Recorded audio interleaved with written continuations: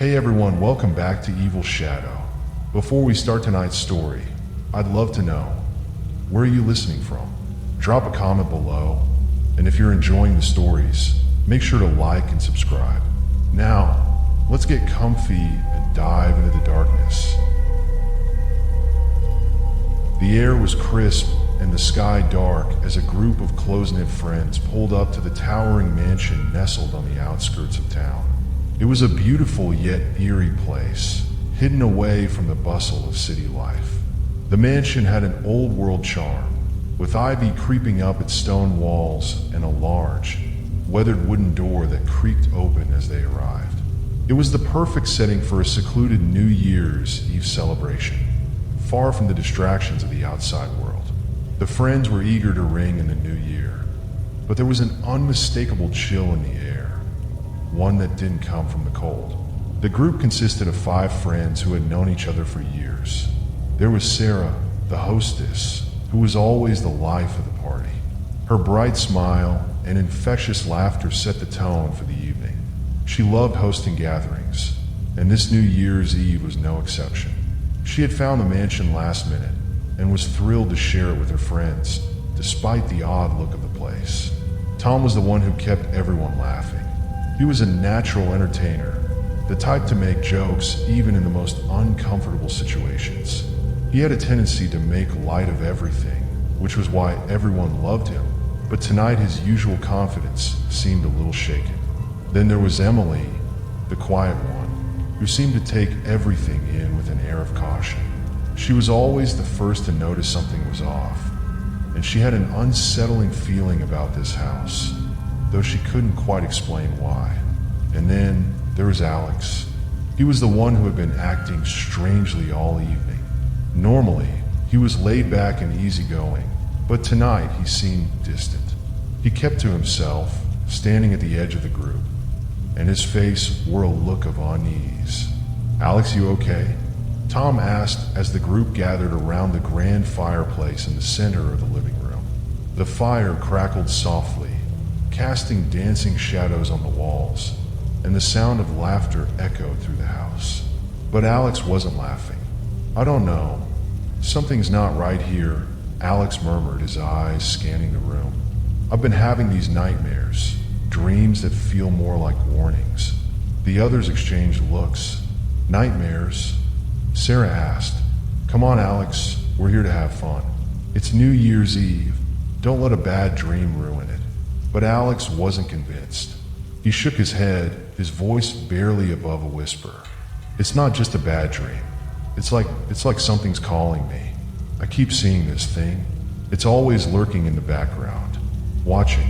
Tom laughed, trying to ease the tension. "Dude, you're just spooked by the house. It's old, it's creepy, so what? We're here to celebrate. Let's focus on the good stuff, huh?"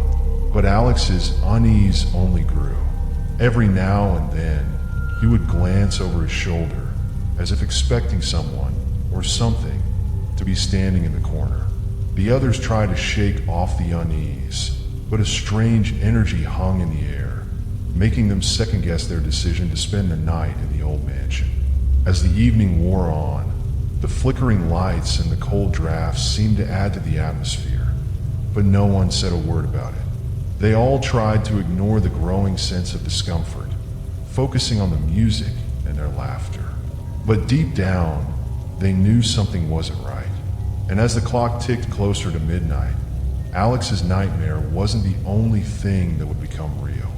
The evening had been filled with laughter and music, but as the night wore on, an unsettling feeling began to seep into the atmosphere. The old mansion, once charming in its mystery, now felt oppressive.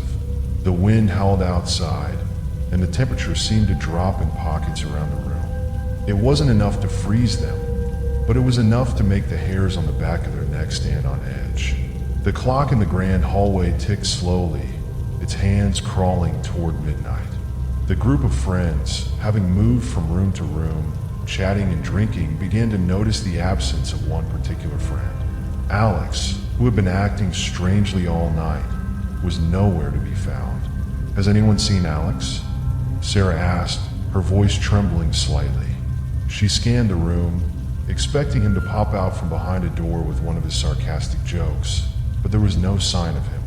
The others began to search the house, calling his name, but their voices echoed back at them, swallowed by the mansion's vast, empty halls. "We need to find him," Emily said, her usual calm demeanor now replaced by panic. She felt a sickening knot twist in her stomach. Something was terribly wrong. The mansion's isolation made searching for Alex difficult. The narrow hallways, twisting corridors, and numerous rooms created an almost maze-like labyrinth. The sound of their footsteps seemed muffled, as if the house itself was trying to hush their search. Tom, leading the search, turned a corner and froze. A shadow darted at the edge of his vision, vanishing before he could make sense of it. He blinked, his heart racing. It was impossible. He had seen something, someone move, but there was no one else in the house. "Tom, what's wrong?" Sarah called from behind him, her voice growing more strained with each passing moment. "I saw something. I swear I did," Tom muttered, a chill creeping up his spine. "I don't know what it was, but it felt wrong." The group continued their frantic search, but with no luck. The mansion seemed to close in on them. No matter how many rooms they checked, Alex was nowhere to be found. Their efforts only made the unease grow. The walls seemed to be closing in, the very air in the mansion thick with dread. Suddenly, a loud crash echoed from upstairs, sending them all into a panic.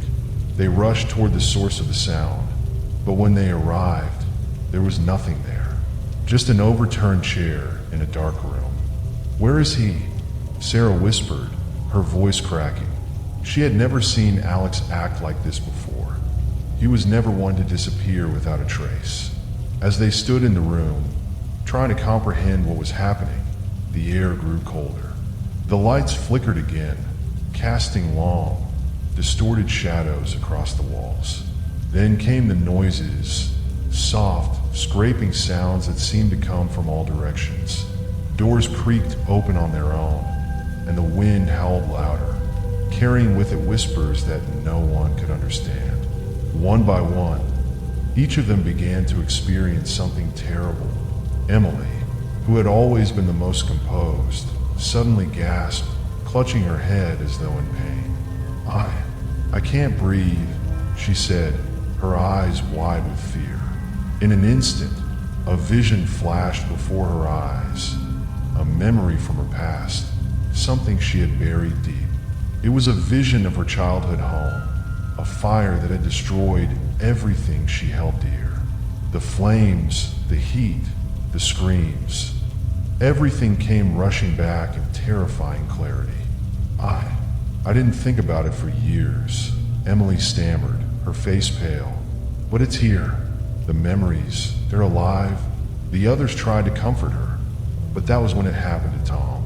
His vision was worse. He saw himself, younger, standing in a dark alley with a man he barely recognized, a man from his past, someone he had wronged. The man's face twisted in agony as he screamed Tom's name, a warning that echoed in the air long after the vision faded. "Guys, we need to leave this place," Tom shouted, his voice filled with terror. But as he turned to leave, the front door slammed shut with a deafening bang. They were trapped. The mansion, once just a backdrop to their celebration, had now become a prison. And as the clock struck closer to midnight, it was clear that something far darker than any of them had imagined was waiting for them. The mansion had become a suffocating place, the walls seemingly closing in on the group. The air was thick with tension, every creak and crack of the house sounding like a death knell in the silence. Time felt distorted. The seconds seemed to stretch into eternity as they waited for something, anything, to happen, but nothing did.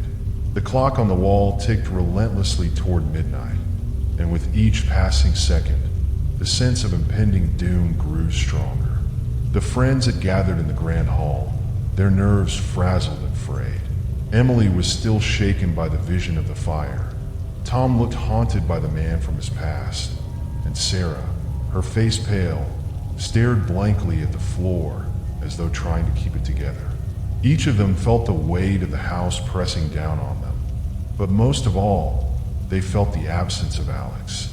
And then, as the clock finally struck midnight, the door to the grand hall creaked open. A cold gust of wind blew through the room, and there, standing in the doorway, was Alex. But he was not the Alex they had known. His face was gone, his eyes hollow and empty, as though a part of him had been drained away. His skin was unnaturally pale, and there was an eerie stillness in his movements. He stepped into the room with a slow, deliberate grace, his eyes scanning the group with cold indifference. "Alex?" Sarah whispered, her voice barely audible. "What happened to you?" Alex did not respond right away. He simply stared at her, his gaze piercing and unblinking. He seemed to be studying them, almost as if he were seeing them for the first time. Then, his lips curled into a faint, unsettling smile. "You shouldn't have come here," Alex said, his voice hollow and distant, like the echo of someone long gone. "You've made a grave mistake." The friends looked at each other in confusion and fear. This wasn't the Alex they knew. This was something else, something darker. "Where have you been?" Tom asked, his voice trembling with a mixture of disbelief and anger. "We've been searching for you. We thought something happened to you." Alex's expression darkened, and for a moment, his eyes flickered with something like recognition. He took a step forward, his movements slow and deliberate, as though he were walking through a dream. "It's not about me," he said, his voice growing colder. "It's about this place, about what happened here." The group fell silent, the room suddenly colder. "What are you talking about?" Emily asked, her voice shaky. "What happened here?" Alex let out a quiet, eerie laugh, and for the first time, the friends noticed the strange, almost predatory gleam in his eyes. "This mansion has a history that's far darker than you could ever imagine. Do you know who died here? Do you know the truth?" The group stared at him, each of them growing more confused and terrified with every word. Alex's face twisted into something unfamiliar, a mask of anger and sorrow. "The former owner of this house," Alex continued, his voice low and chilling, "died during a New Year's Eve party, just like this one. He was celebrating with friends, just like you. But something went wrong, something twisted. There was a tragic accident, and he died, not peacefully but violently. And since then, this house has been cursed." He paused, his gaze now fixed on the group, his voice dropping to a whisper. "The spirit of the former owner still haunts these halls, and it feeds on those who are foolish enough to enter.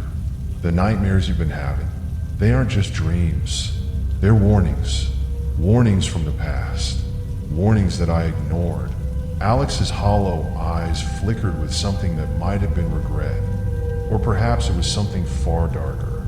"The curse is real, and it's already begun." Suddenly, the temperature in the room dropped even further.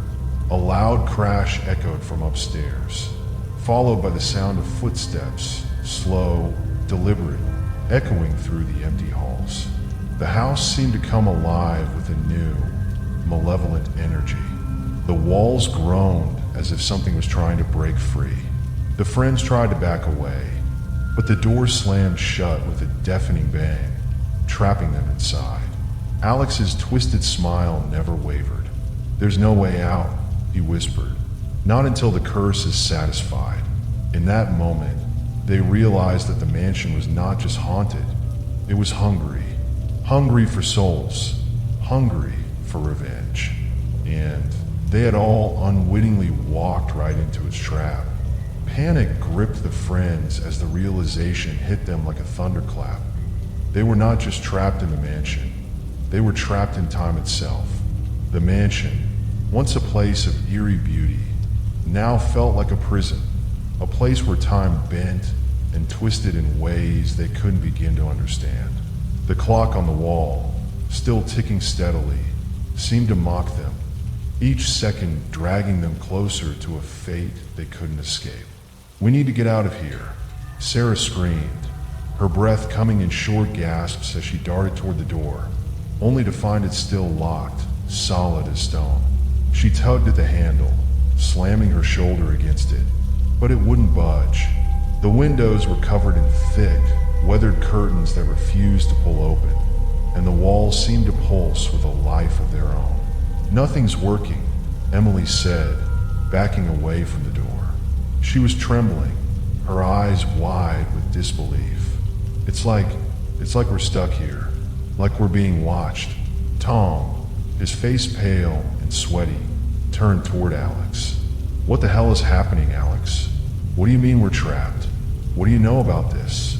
Alex's hollow eyes flickered with something, perhaps pity or perhaps amusement, but his voice was cold, distant. "It's not just the house. It's the curse. The same thing happens every year. It's a loop, a never-ending cycle of death and terror." "What are you talking about?" Sarah cried, shaking her head as if trying to wake herself from a nightmare. "A loop? You're telling me we're stuck in some kind of time loop?" Alex nodded slowly, his gaze never leaving hers. "Yes, every year the same tragedy happens. The same party, the same deaths. And each year, the curse resets. The clock strikes midnight, and it all starts over again. The tragedy replays itself, and new victims are chosen to experience it." The group stood in stunned silence, trying to process the impossible truth that Alex had just revealed. How could this be happening? How could they be trapped in a place where the past and present bled into one another, where time itself seemed to bend and break? "We have to break the cycle," Emily whispered, her voice barely audible. "We can't let this happen again. We have to find a way to stop it." But as she spoke those words, the house seemed to respond with a low, rumbling sound, as though it were alive, aware of their plans. The lights flickered again, casting long, ominous shadows across the room. The air grew thick with tension, and the friends realized that no matter what they did, they couldn't outrun what was coming. Suddenly, the clock struck once more, loud and clear, echoing through the mansion as it had done every year. The sound was deafening, like a countdown to their doom. Each chime seemed to reverberate through their very bones, and when the final chime rang out, everything went still. The house, the air, the world, everything froze. And then, just as quickly as it had stopped, the house seemed to come alive again. The shadows in the corners of the room began to twitch, as if they were waking from a long, restless sleep. The front door that had once been locked was now wide open, but the friends couldn't move. They were frozen in place, their bodies stuck in the same positions they had been moments before. The house had reset. The same tragedy would play out again, just as it had every year before. The friends would never escape. They were caught, forever doomed to relive the same horrifying night over and over. The mansion, with all its dark secrets and cursed history, had claimed them as part of its cycle. Each year, new victims would arrive, and they, too, would become part of the endless loop. As the friends stood in that same room, unable to move, unable to scream, they realized the true horror of the mansion. It wasn't just haunted by the spirits of the past. It was a prison for souls, a place where time had no meaning, and where the past would never, ever let go. The mansion stood silent once more, its darkened halls echoing with the weight of years gone by. The friends, trapped in the timeless loop, had no words left to speak. Their bodies were frozen in place, their minds unable to process the full extent of what had happened. There was no escape, no way out. The clock ticked on, but for them, time had ceased to exist. As the night wore on, the chilling realization sank in. They were not the first to fall victim to the mansion's curse, and they would not be the last. Their screams, their struggles, the very essence of their lives, would be forgotten by the outside world. To the mansion, they were but another set of souls to be claimed, another night to replay. Alex, now a hollow shell of the person he had once been, looked at his friends one last time. His face, once full of life and promise, was now pale and distorted with the same chilling emptiness that had overtaken him the moment he entered the mansion. He had become one with the curse, a part of the twisted history of that place. "Soon, you'll understand," Alex murmured, his voice barely a whisper. "Soon, you'll all be part of it. And when the next New Year's Eve comes, someone else will take your place." But the words were lost in the cold winds that swirled through the mansion, carrying with them the echoes of long-dead voices, trapped in the same cycle. The mansion absorbed them, its walls soaking up every ounce of terror, every drop of despair, feeding the curse that had begun long ago. As the clock struck midnight once more, the friends were gone, their souls swallowed by the mansion, their fates sealed in the eternal repetition of the tragic night. The house, with its dark history and twisted secrets, would wait for another group of unsuspecting souls to enter its grasp. And when they did, the cycle would begin again. The mansion stood, dark and brooding, as it always had. And as the night passed, a chilling message lingered in the air. Some curses never end.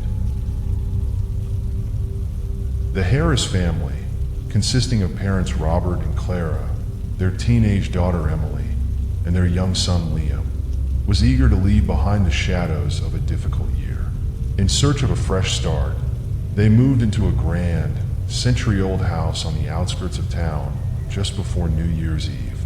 With its tall, looming windows, intricate woodwork, and sprawling gardens, the house seemed perfect, a symbol of new beginnings.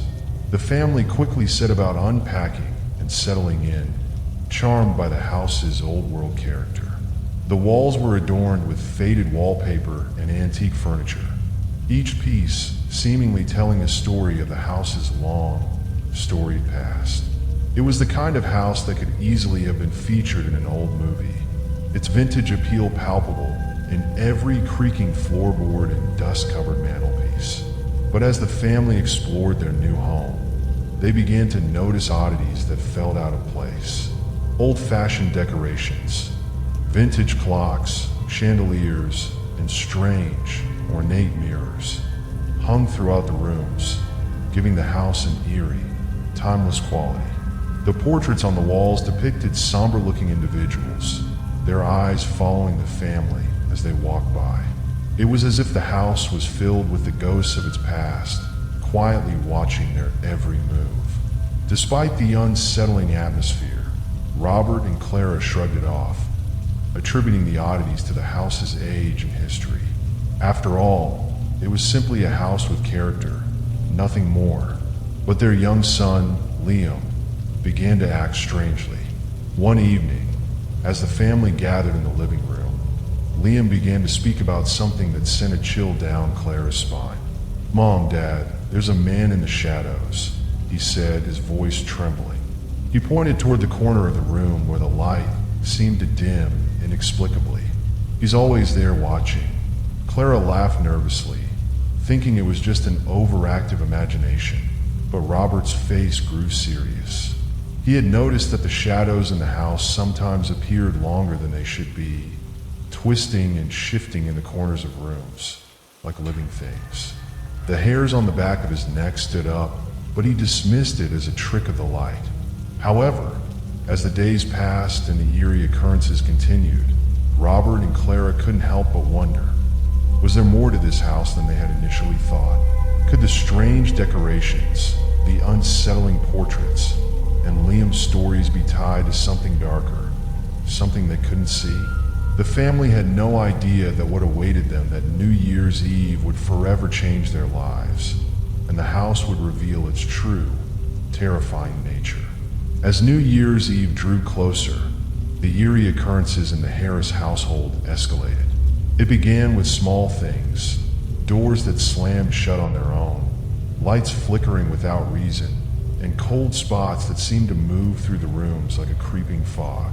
At first, Robert and Clara tried to dismiss these as the quirks of an old house settling, but the disturbances grew harder to ignore. One night, after the family had gone to bed, a loud bang echoed through the hallway, waking them all in a startled frenzy. Clara rushed to check on Liam, only to find the door to his room wide open. But it wasn't Liam's wandering sleepwalking that worried her. It was the heavy, unnatural silence that filled the house. There was no sound of footsteps, no creaks from the old floorboards, just an oppressive stillness. Liam, visibly shaken, looked up at her with wide, fearful eyes. "He's here again, Mom. The man in the shadows. He says we have to leave before midnight." His voice trembled with terror, and his words sent a chill down Clara's spine. She tried to comfort him, assuring him it was just a bad dream. But deep down, she felt an unsettling sense of dread. The air in their home had grown colder, and the atmosphere felt heavy, as though something was looming just out of sight, waiting for the clock to strike 12. That night, as the family sat in the living room, trying to settle their nerves, Emily became fixated on the portraits hanging on the walls. She had been studying them more closely over the past few days and had noticed an odd pattern. The faces of the people in the paintings seemed to be watching her with increasing intensity. But it wasn't just the eyes that bothered her. It was the way the shadows in the paintings seemed to grow longer and darker, almost as if they were alive, shifting in the dim light of the room. Unable to shake the feeling that something was terribly wrong, Emily began researching the house's history. She dug through old town records, visited the local library, and spoke to neighbors, determined to uncover the truth behind the unsettling happenings. What she found was chilling. Years ago, the house had belonged to the Hawthorne family. The records told of a tragic event. On New Year's Eve, the entire family had mysteriously vanished without a trace. Local rumors swirled that they had died in a brutal, unsolved murder-suicide, but no bodies were ever found.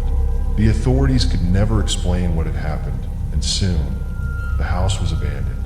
It had remained empty for decades, its dark history forgotten by most, but still haunting the walls. Emily shared her findings with her parents, and a sense of dread settled over the family. The more they learned about the house, the more they realized that the strange occurrences might not be coincidences. The shadows in the corners, the cold spots, and Liam's warnings all seemed to point to something far darker, a lingering presence from the past that had never truly left the house. As the clock ticked closer to midnight, the family couldn't shake the feeling that whatever had happened to the Hawthorne family was about to happen to them. They were being drawn into a terrifying cycle, one that could only be broken by escaping the house before the clock struck 12. But would they be able to leave in time, or had they already become part of the house's twisted history? As the final minutes of the year tick away, the Harris family finds themselves trapped in the house, the doors and windows inexplicably sealed shut. Panic rises as Clara desperately tries to open the front door, but it won't budge. Robert rushes to the windows, only to find them locked from the inside, no sign of anyone having come near them. The once charming house now feels like a prison, the walls closing in, the air growing colder with each passing second. Liam, who had been pacing nervously, suddenly stops in his tracks. His eyes widen with terror. "He's here, it's him," Liam whispers, pointing toward the shadows in the corner of the living room. At first, the family sees nothing but darkness, but then, as the clock nears midnight, the shadows seem to shift, moving unnaturally, swirling into a dark, solid form. The figure materializes slowly from the shadows, its form becoming more distinct with each passing second. The family watches in horror as a tall, spectral figure steps forward, his features becoming visible in the dim, flickering light. The man is dressed in a tattered, old-fashioned suit, his face gaunt and pale, his hollow eyes filled with an unearthly malice. His presence exudes an overwhelming sense of violence, of unrelenting rage, and his very being seems to distort the air around him. The temperature in the room drops to freezing, and the sound of the clocks ticking fills the silence, growing louder, as if marking the inevitable end. The figure speaks, his voice low and cold, filled with bitterness and pain. "I am the last of the Hawthorne family," the ghost says, his voice echoing through the room like a distant, mournful cry. "The night my family died, no one came to help us. No one even bothered to investigate. They let us die alone in this very house. And now, I seek revenge. Every year, on this night I claim another soul." The family recoils in terror as the ghost recounts the tragic night when the Hawthorne family vanished. He reveals that on New Year's Eve, many years ago, his family was brutally murdered by an unknown assailant, someone they had trusted.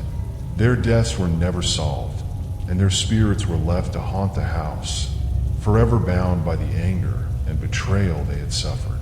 The ghost, now a vengeful wraith, had been waiting for someone to come to the house, someone to break the cycle of his pain. But instead, he has taken every soul that crossed his path, trapping them in the house to relive the horror he had lived. As the clock strikes midnight, the family realizes that they are not just facing an angry ghost. They are trapped in a curse, doomed to become part of the ghost's revenge. The man in the shadows steps closer, his cold gaze fixed on them, and the house seems to groan, as if acknowledging that the cycle is about to continue. The family has no choice but to confront the ghost, but they know deep down that they may not survive the night. The ghost's wrath is unstoppable, and the house's evil presence is far more powerful than they could ever have imagined. With the ghost's chilling revelation hanging in the air, the Harris family realizes that they are no longer just trapped in the house. They are ensnared in something far worse. The ghost's vengeful presence looms over them, and the walls of the house seem to pulse with a malevolent force, as if feeding off their fear. Determined to escape, Robert rushes to the front door once again, but as his hand grasps the handle, a sudden, violent force pulls him back. The door slams shut with a deafening bang, and the family stumbles backward. Panic sets in as they frantically try the windows, but they are locked tight, impossible to open. The air feels thick, suffocating, and the walls seem to close in around them. "We need to get out now," Clara cries, her voice trembling as she grabs Liam's hand. They rush down the hallway, hoping to find another way out, but as they turn a corner, they find themselves standing right back in the living room. The same cold, dimly lit space where the ghost had appeared. Confusion and terror grip them as they realize something is terribly wrong. They are no longer in control of the house. The ghost has manipulated time itself, trapping them in an endless loop. No matter what direction they take, no matter how hard they try to escape, they keep returning to the same place. Emily, wide-eyed with disbelief, tries to make sense of it. It's like we're stuck in time. The house, it's not just holding us here, it's rewinding us, trapping us in the same moment. The ghost, he's controlling time. The family tries again, but each time they attempt to flee, they end up in the living room. The same chilling scene playing out over and over. The clock, ticking relentlessly toward the new year, mocks them with its steady rhythm.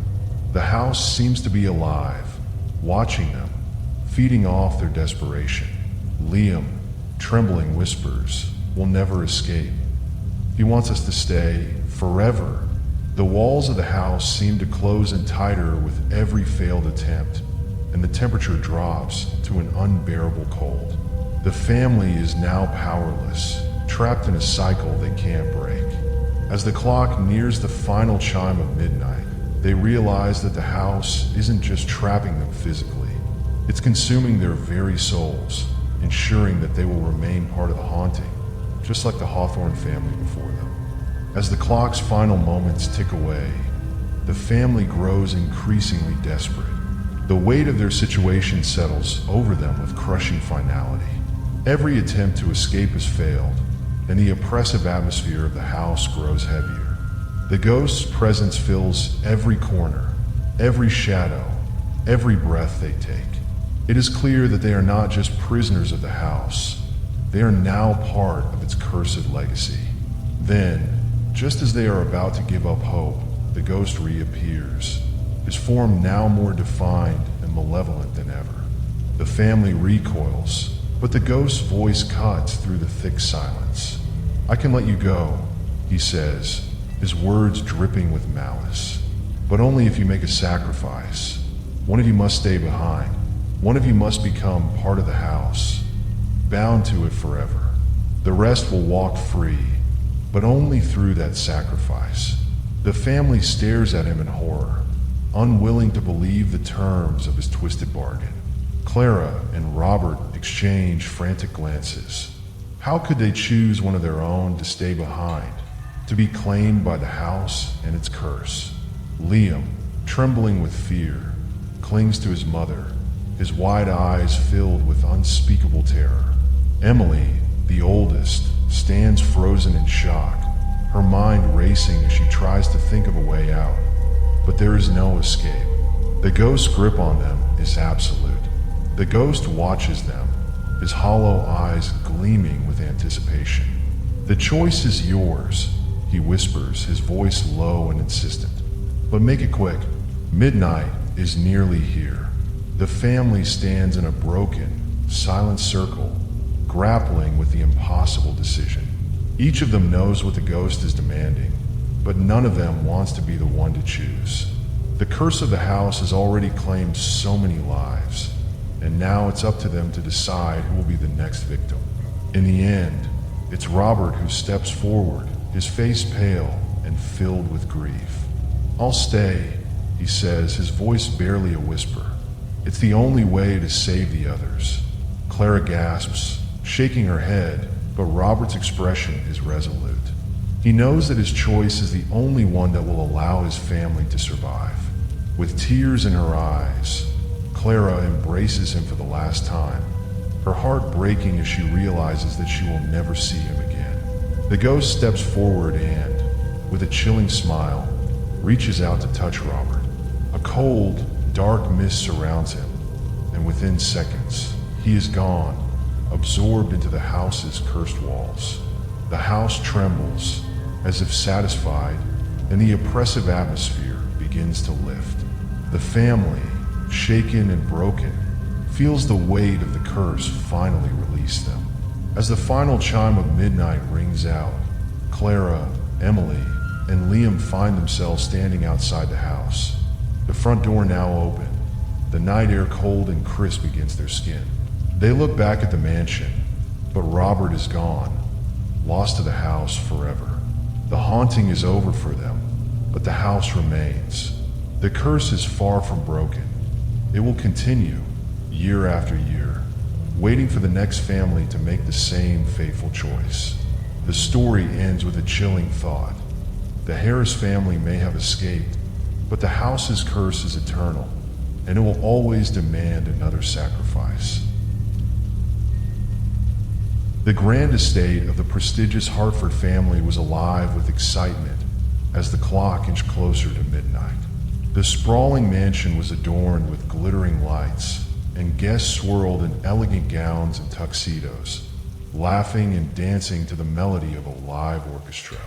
The New Year's Eve party was an event of the year, where the wealthiest and most influential members of society gathered to celebrate, to make connections, and to forget the troubles of the past.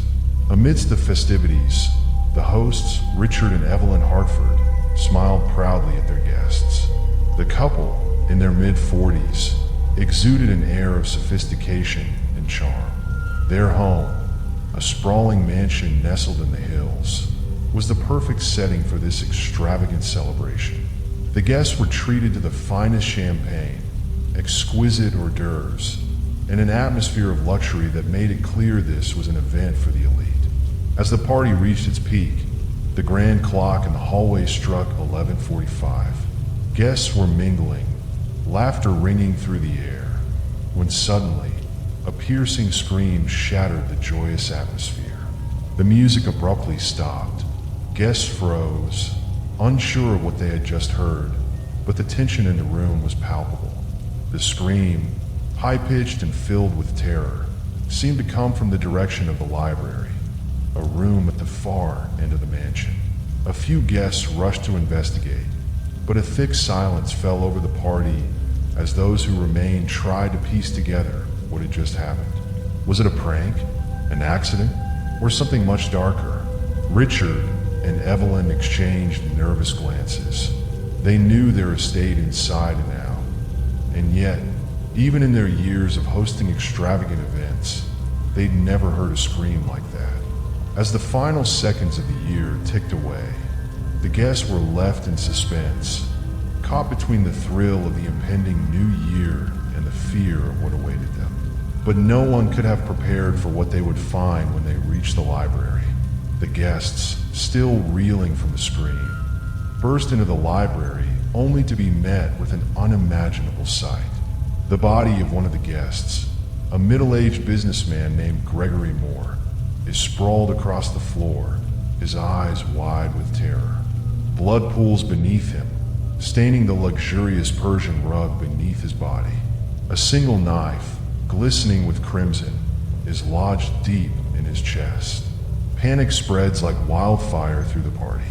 The orchestra is silenced, and the chatter quickly turns to frantic whispers.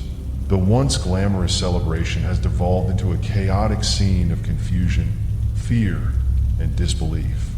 Faces that were once full of laughter are now twisted with shock as the realization sinks in. A murder has been committed, and one of them is the killer. Richard Hartford, his face pale and trembling, immediately calls the authorities, but the guests quickly realize that the mansion is far from the nearest town. The police will take time to arrive, leaving them with no choice but to investigate on their own. As the minutes tick by, the atmosphere of the party shifts from shock to suspicion. Each guest, now a suspect, looks around at one another with nervous eyes. No one knows who can be trusted. Was Gregory's death a random act of violence, or did one of them have a hand in it? As the group tries to make sense of the situation, dark secrets begin to surface. Gregory Moore, it turns out, was no stranger to controversy. He had a reputation for being involved in shady business dealings, and many at the party had reasons to harbor grudges against him. As whispers spread through the room, the guests begin to realize that almost every person present had some sort of motive to want Gregory dead. Margaret, a wealthy socialite and close friend of the Hartford family, reveals that Gregory had recently been blackmailing her. He had evidence of her husband's illicit affairs and had demanded a large sum of money to keep it a secret.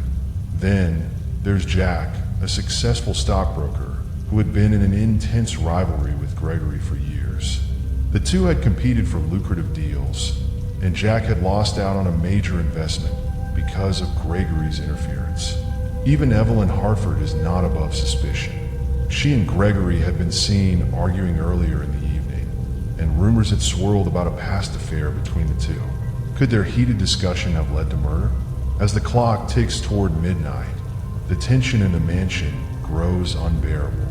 The guests find themselves spiraling into a web of accusations and mistrust. Everyone has something to hide, and no one knows who to trust. Each passing moment feels more sinister than the last.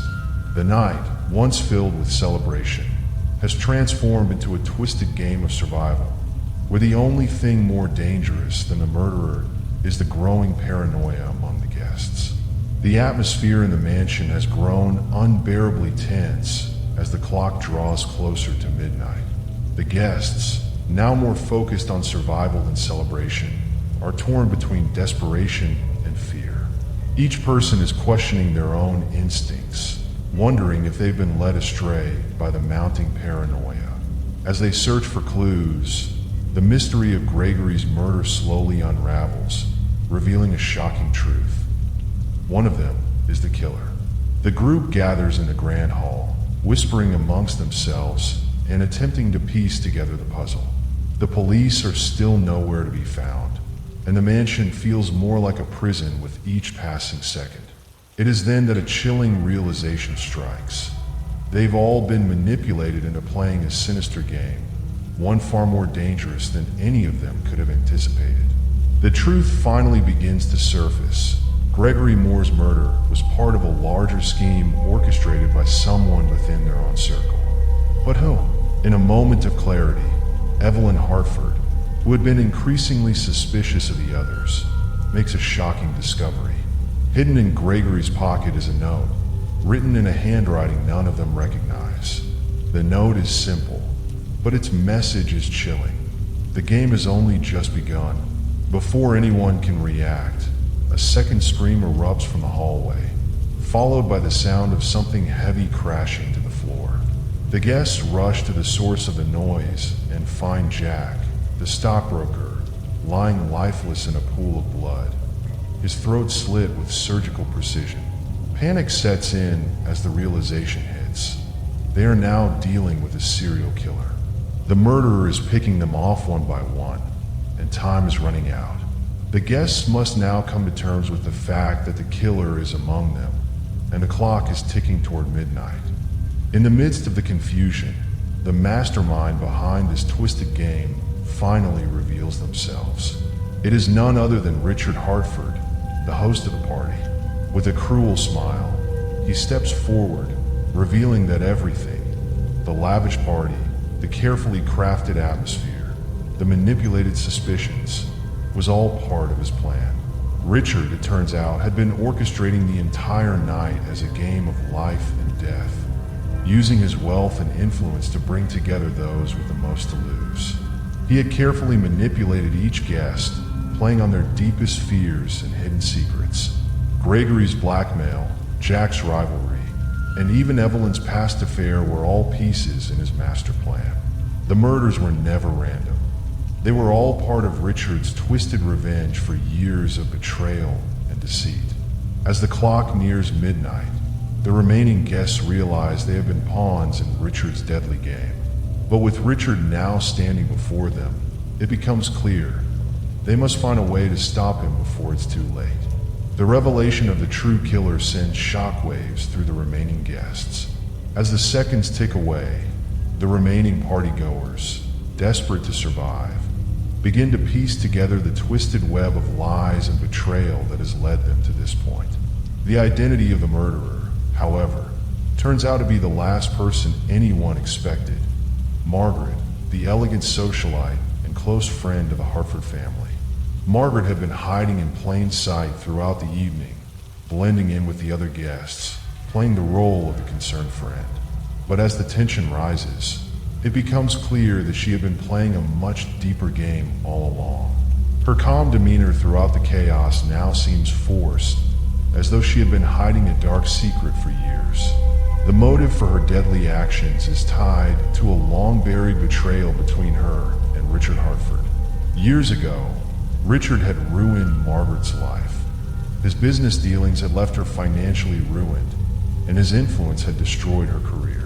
She had spent years nursing her grudge, waiting for the perfect moment to strike. The New Year's Eve party, with its carefully orchestrated guest list and high-profile attendees, provided the perfect opportunity to exact her revenge. Margaret had carefully manipulated the events of the evening, using Richard's past mistakes and the other guests' secrets as tools in her plot. She had orchestrated the murder of Gregory Moore, knowing that his blackmail scheme would serve as a perfect distraction.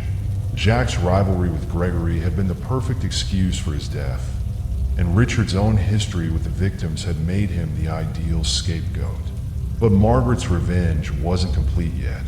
As the clock continued to tick down to midnight, she revealed her final plan: to frame Richard for the murders and take everything he had left: his wealth, his reputation, and his life. As the remaining guests confront Margaret, it becomes clear that she is not the only one with a motive. Each of them had been manipulated into playing their part in this deadly game, and now, only a few are left standing. The final showdown is imminent. Richard and Margaret face off, each blaming the other for the horrors of the night.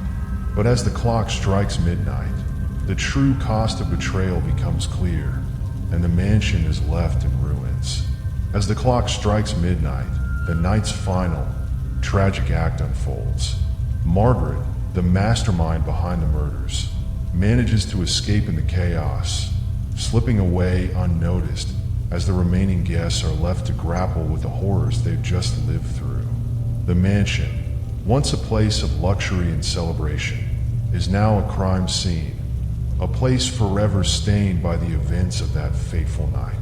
Richard Hartford, though injured and shaken, stands alone in the wreckage of his own home. The police finally arrive, but the damage is already done. The guests who remain are too traumatized to offer much more than half-hearted explanations, their minds clouded by the terror they've endured. Margaret is nowhere to be found, vanishing into the night like a ghost. The estate, once the epitome of elegance, is now a monument to betrayal and murder. The echoes of the night scream seem to linger in the walls of the mansion. Those who manage to survive the evening cannot shake the feeling that the house itself is cursed. The once beautiful portraits on the walls now seem to leer at them, as if the spirits of the dead are silently judging them for their involvement in the deadly game. Over time, rumors spread about the mansion, and it becomes known as the haunted estate, a place where the past refuses to stay buried. The tragic events of that New Year's Eve are etched into the very fabric of the house, and no one who spends the night there can escape the suffocating tension that still lingers in the air. The few who survive the night cannot forget the faces of those who perished. Every New Year's Eve, when the clock strikes midnight, they feel a chill creep down their spine, as if the ghosts of that night are watching, waiting to claim the next soul. The mansion is abandoned, its doors locked tight, but the spirits of its past remain trapped within its walls. The tragic events of that night continue to haunt the estate, and the memories of the murders will never fade. The house, a silent witness to betrayal, revenge, and death, stands as a dark reminder that some secrets are better left uncovered. Sarah had always been close to her grandmother, who had raised her after the early death of her parents. The love and warmth her grandmother had provided shaped Sarah's childhood, and she always cherished the memories of their time together. But all of that changed when, on New Year's Eve several years ago, her grandmother passed away unexpectedly. The family had said it was a heart attack, but Sarah never fully believed that explanation. In the years that followed, Sarah tried her best to move on. She kept her grandmother's memory alive through old photographs, keepsakes, and the stories she'd shared. However, the past few weeks have been different. Sarah started having vivid, almost haunting dreams of her grandmother. At first, they were simple dreams of her smiling, the two of them enjoying one another's company. But soon, the dreams took a darker turn. Each night, Sarah found herself reliving her grandmother's final moments. Her grandmother's face contorted with fear and pain, desperately reaching out for help as the world around her seemed to slip away. The dreams felt so real, so vivid, that Sarah woke up every morning with a sense of dread deep in her chest. In the dreams, her grandmother would whisper something, but Sarah could never quite make out the words. It was as though her grandmother was trying to tell her something important, something that had been left unfinished. The recurring nature of the dreams started to take a toll on Sarah. Her once peaceful nights were consumed by the visions, and she found herself growing more and more obsessed with what had happened to her grandmother. Why had she died so suddenly? And why were these disturbing dreams tormenting her now, years later? The dreams felt like a warning, but of what? Determined to uncover the truth, Sarah begins to investigate her grandmother's death, diving into old family records and speaking to relatives who were there that night. What she uncovers is a tangled web of secrets, lies, and a mysterious series of events that might not have been as innocent as everyone believed. Sarah's search leads her down a dangerous path, one where the line between the living and the dead becomes increasingly blurred. As New Year's Eve draws nearer, Sarah's dreams become more intense and unsettling. The visions of her grandmother's final moments grow clearer, as though the veil between the living and the dead is slowly lifting.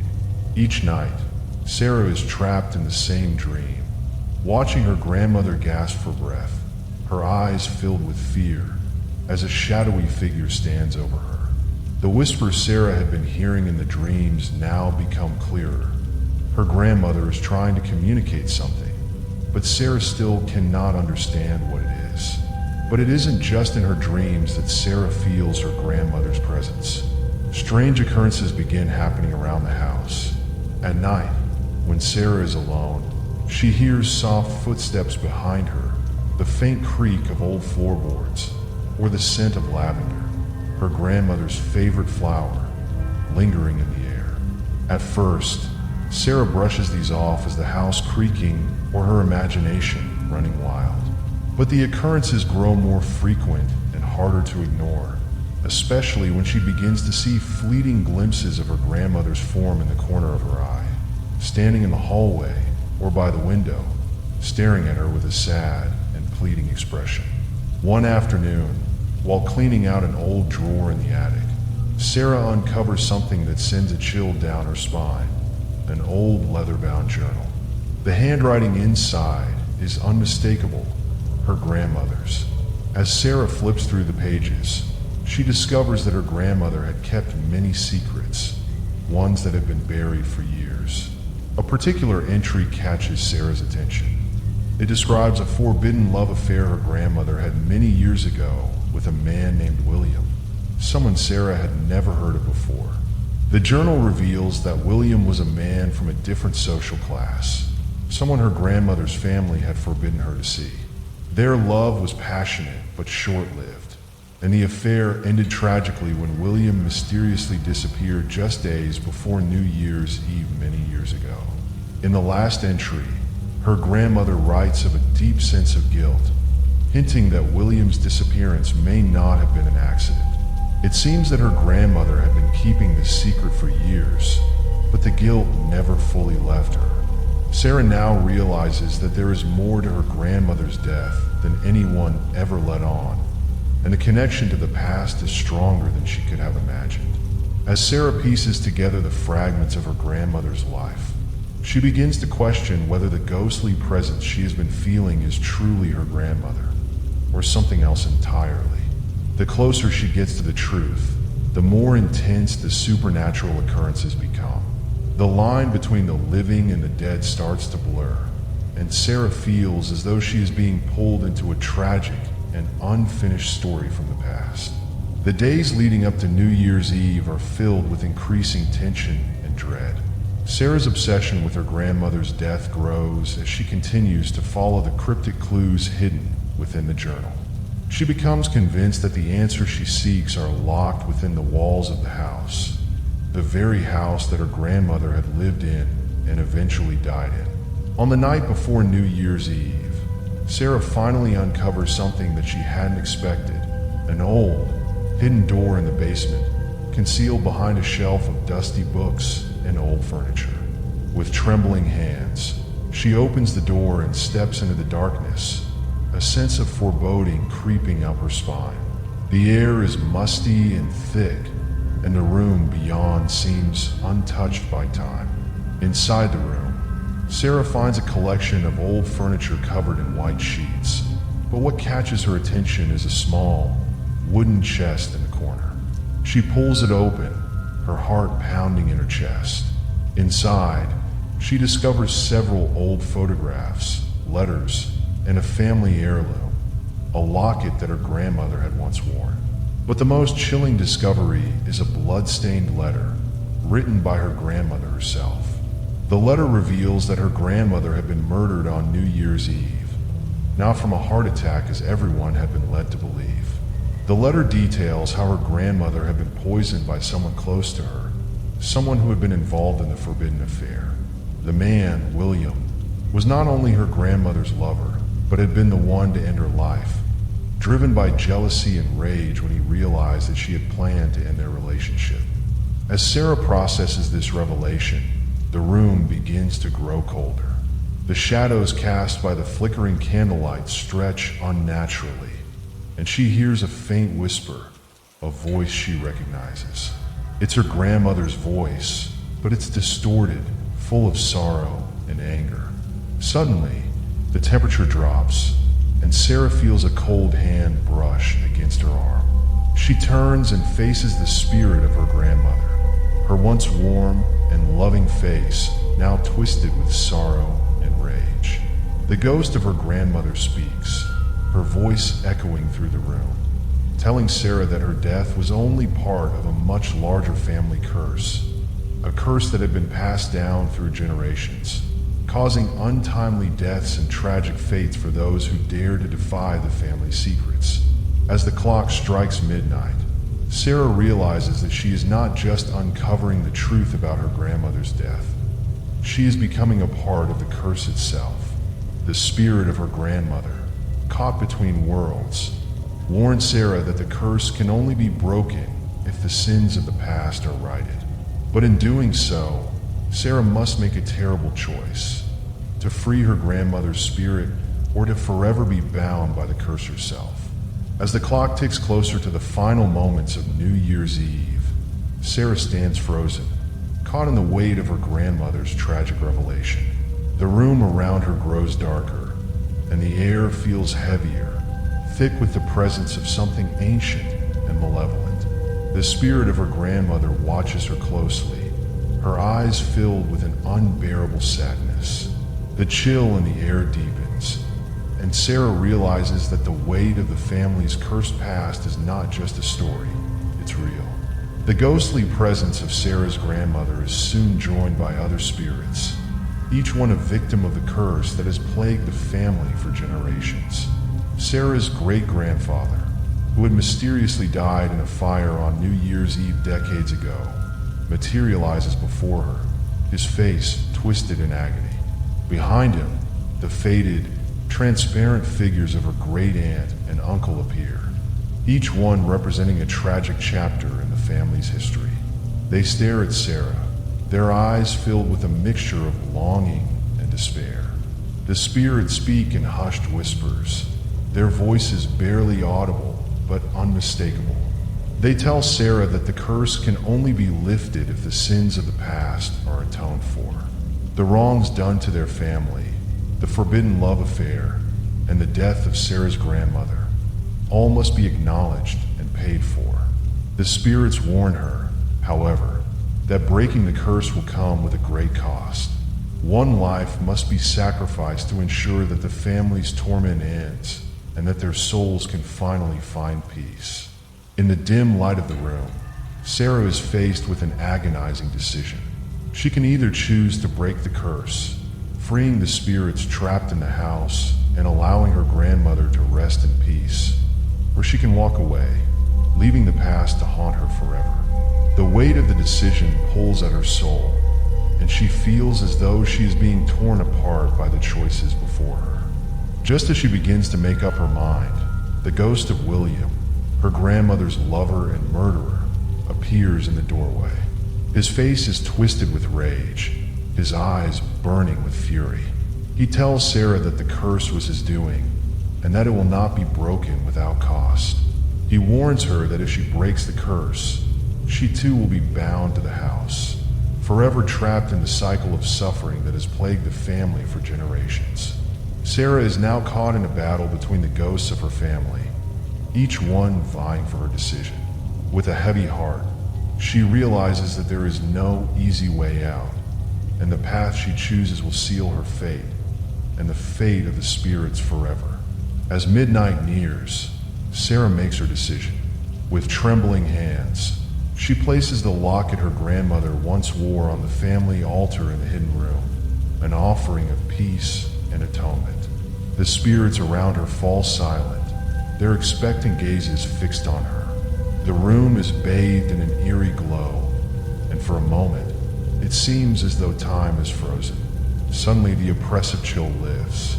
The spirits of her great-grandfather, great aunt, and great uncle begin to fade, their forms becoming more translucent, as if they are being drawn into the afterlife. Her grandmother's spirit, too, looks at Sarah one last time, her face softening with gratitude and relief.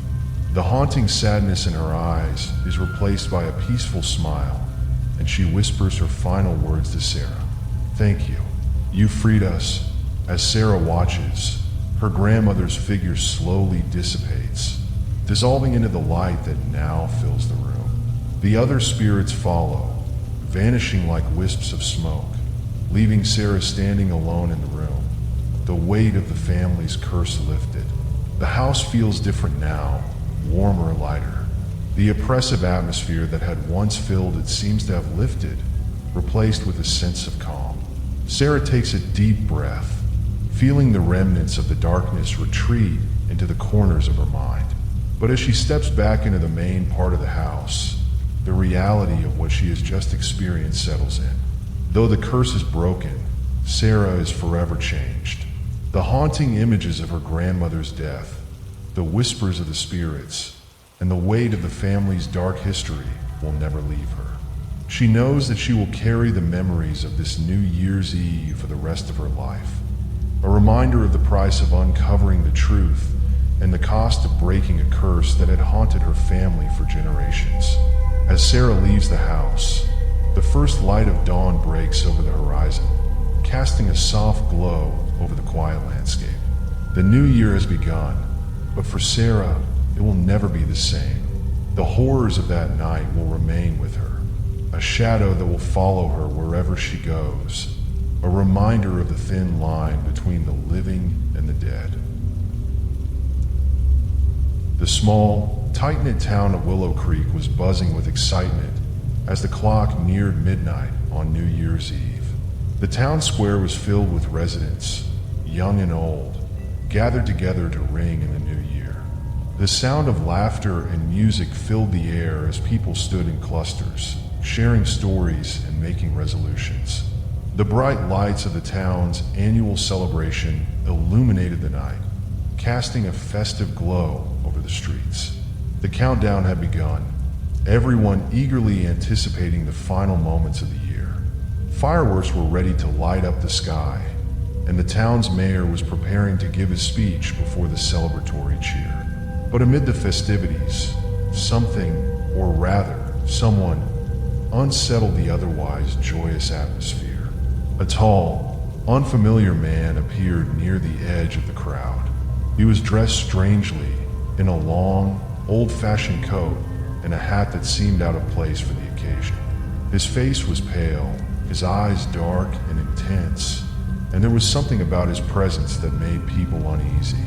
At first, few people noticed him, but as he moved through the crowd, his cold, calculating gaze seemed to lock on certain individuals. The stranger's demeanor was odd, almost as if he were an outsider, not just to the celebration, but to the entire town. He didn't smile or engage in small talk like the rest of the revelers. Instead, he stood alone, scanning the crowd with an unsettling intensity. Soon, a murmur spread through the crowd. The stranger had approached a small group of people standing near the fountain. "You're all in danger," he said in a low, urgent voice. His words were sharp, as if trying to pierce the excitement in the air. "There will be a deadly event at exactly midnight, and none of you will escape it unless you act now." The group laughed nervously, thinking it was some kind of joke or prank. But the stranger's face was serious, his eyes wide with fear. He repeated, "It's not a joke. The event is inevitable. You can't stop it unless you do something right now." Whispers began to spread through the crowd. Some thought the man was drunk.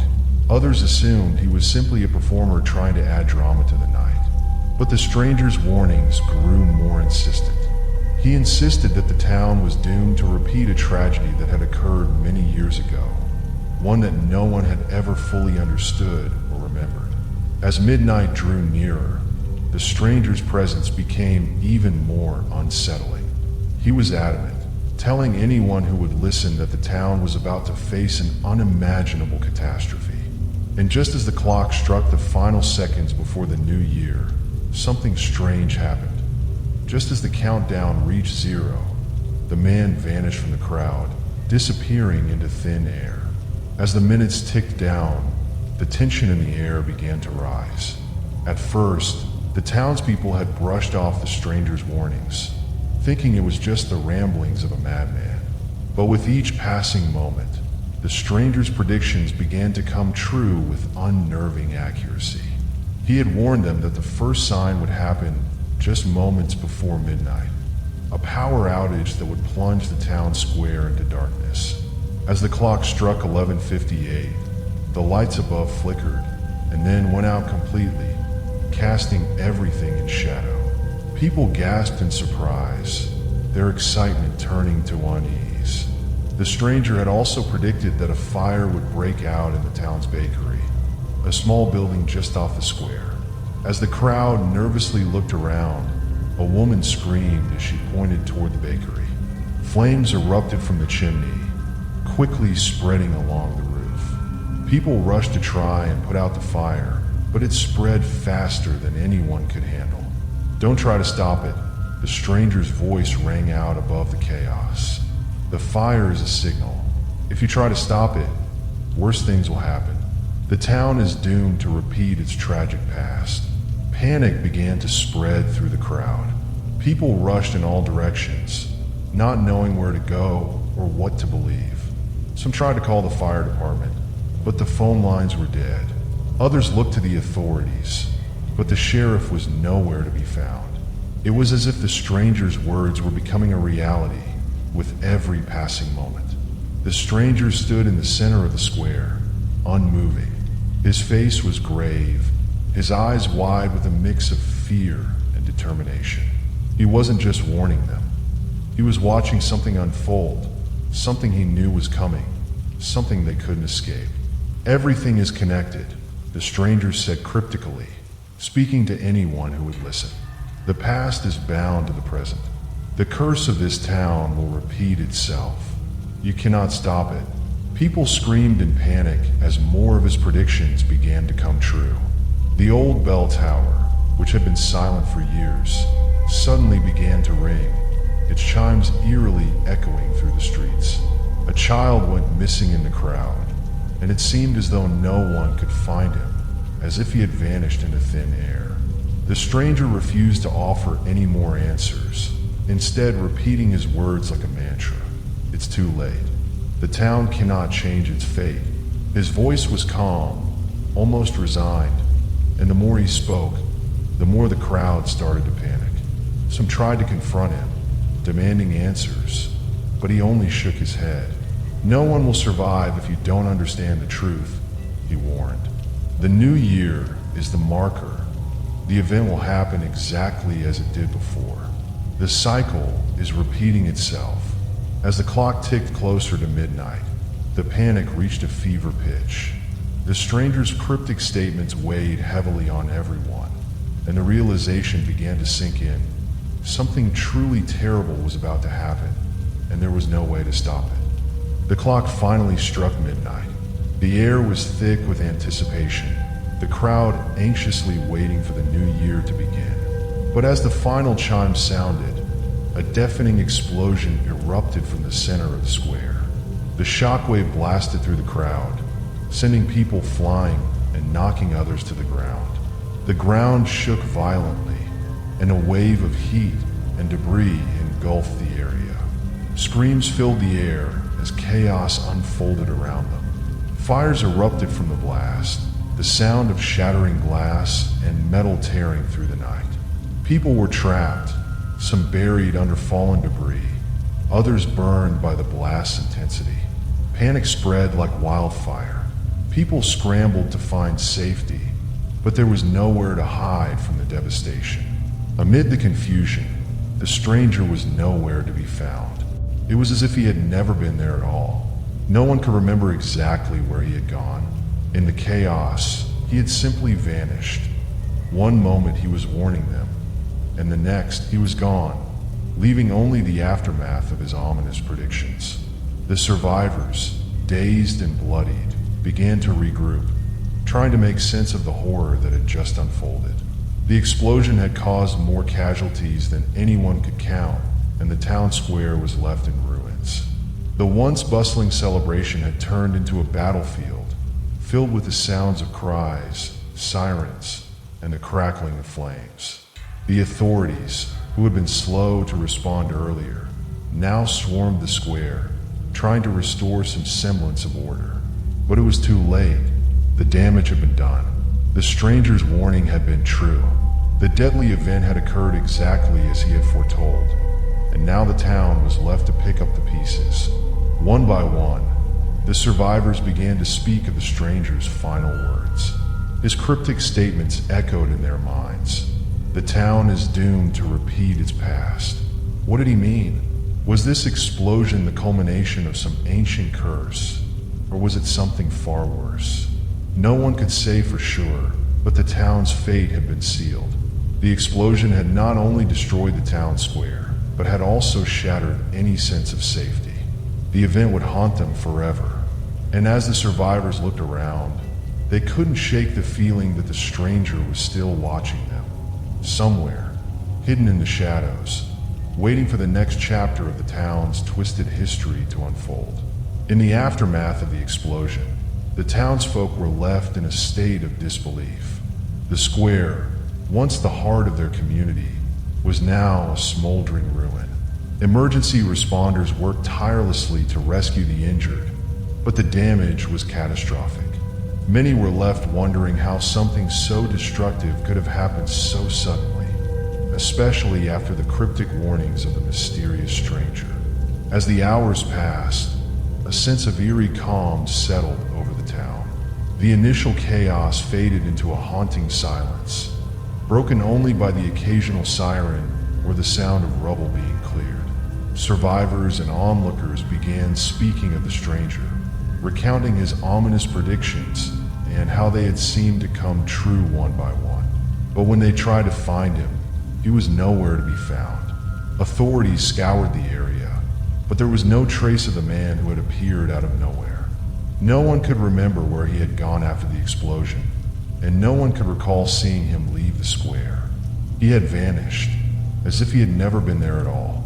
At the town hall, a meeting was held to discuss the tragedy. People began sharing their experiences, but the more they spoke, the more it seemed as though the stranger never existed. There were no records of him in the town's archives, no reports of anyone matching his description. He had left no footprint, no evidence that he had ever been real. Some began to speculate that he had been a figment of their collective imagination, a manifestation of the town's fear. But the destruction he had predicted was undeniable. Yet, despite the uncertainty about the stranger's existence, the town's fate had already been sealed. The explosion had left a permanent scar, and the town was now a shadow of its former self. Some survivors couldn't shake the feeling that the stranger's warning had been the key to understanding what had happened. But with no one able to find him, they were left to wonder, was the stranger just a harbinger of doom? Or had he been a warning from a darker force, something tied to the town's buried history? As the survivors moved forward, the memory of that night lingered in their minds.